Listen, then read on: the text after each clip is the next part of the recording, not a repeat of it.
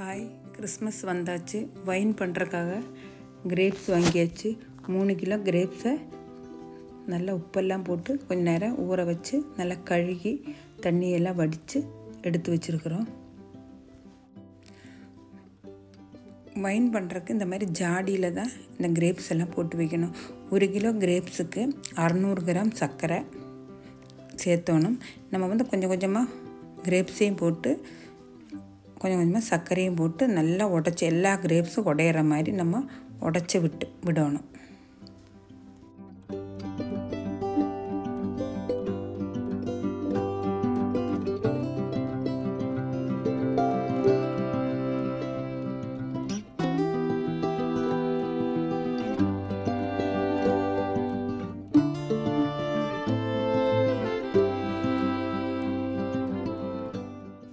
நம்ம வைன் பண்ணுறதுக்கு வேண்டி நவம்பர் 20ஆம் தேதி இதை போட்டு வைக்கிறோம்.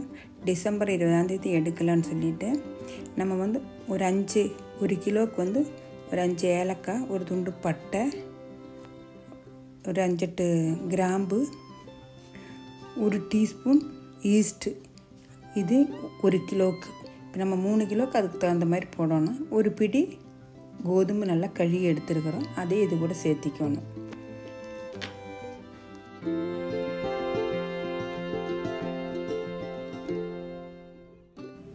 இதெல்லாம் போட்டுட்டு நல்லா கிளறி விட்டு இப்போ கிரேப்ஸ் எல்லாமே உடஞ்சாச்சு. இந்த 1 கிலோ கிரேப்ஸுக்கு நம்ம 600 கிராம் தண்ணி இது கூட சேர்த்தணும். தண்ணி நல்லா கொதிக்க வச்சு அதை ஆறி அதுக்கப்புறம் தான் இதில் ஊற்றணும்.